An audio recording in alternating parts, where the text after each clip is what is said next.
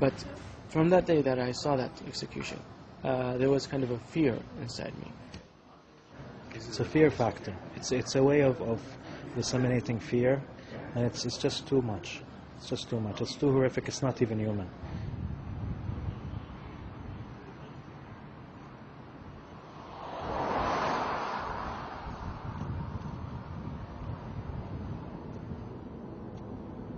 The house of the most internationally known Saudi Arabian, Osama bin Laden, is not far from Chop Chop Square.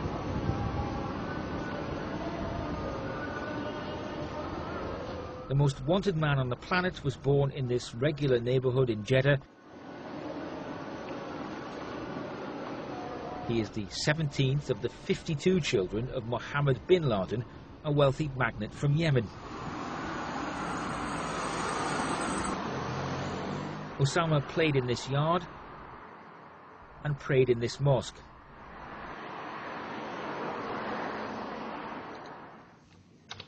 Khalid Batarfi, his childhood friend, vividly remembers a childish fight when he intervened to protect him. Osama came to me and said, you know, I was trying to solve it peacefully. So this is the kind of boy he was, peaceful, doesn't have an ego problem. He would put himself as an example for others to follow. So yes, in a sense he was an organizer, but he wasn't an assertive organizer. He wouldn't tell you what to do, but he would show you what to do in his own way.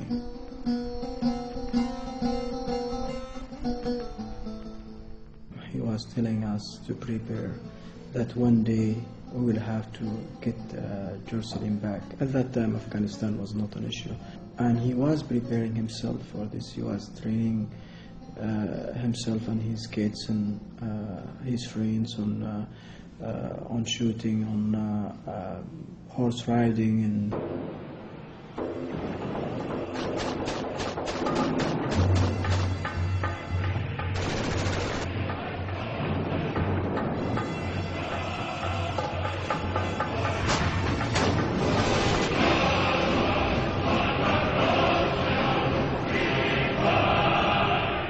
Soviet invasion of Afghanistan introduced to the Muslims who were looking for proper implementation of jihad at that time. It has provided them with a classical example that doesn't need a lot of theoretical discussion.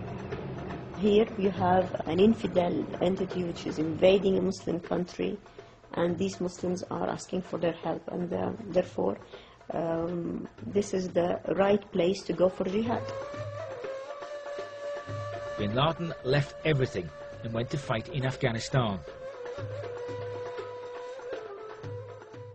After he went to Afghanistan, went to war, killed and was about to be killed, and his character changed little by little. He's still kind, a little bit shy, but more aggressive, more assertive. Osama bin Laden came to this place in my house 2 times and had a dinner. And he thinking every time to call for the Islam by tough, to kill. He told me I would like to go to some country, I would like to make a revolution and kill all that non-Muslim. I told him, no, this is not Islam. I told him.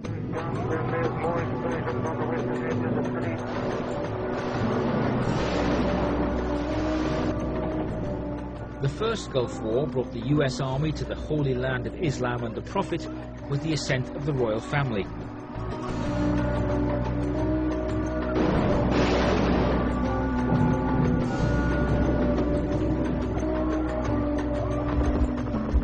For the extreme Wahhabis like Bin Laden, this was an unholy alliance, something unprecedented and infuriating.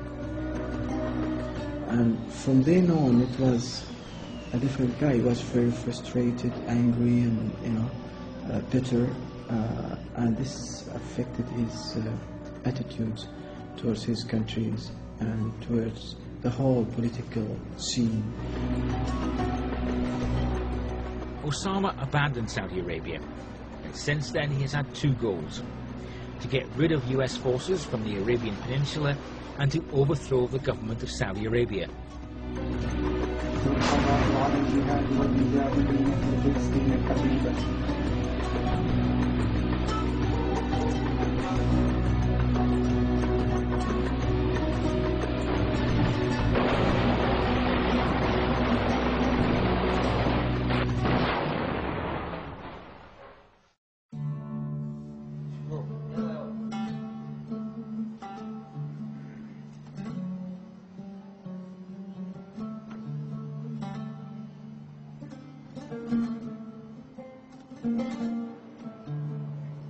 Abdul Rahman al-Sualimi is 57 years old, but he looks much older.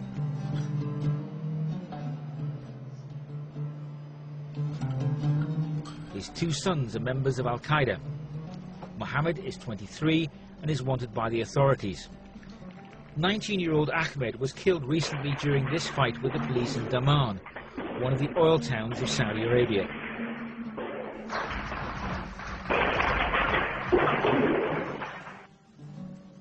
ولا كنا متوقعين غيابهم وشولا.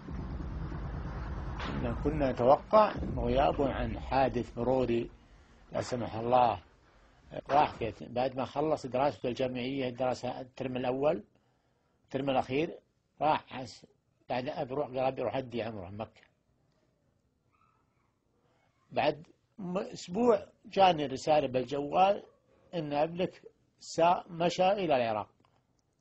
رسالة واحد مجهول، بطاقة سوا. ورد رسالة ابنك أحمد يسلم عليك ومشى إلى العراق، سيارته موقفة عند جامع إمام الدعوة عند قبرة النسيب. هذا تعبى مخهم وأفكارهم إن هذا تقرب إلى الجنة. لا، ما هو قدر الناس فكروا هذا إنه يعني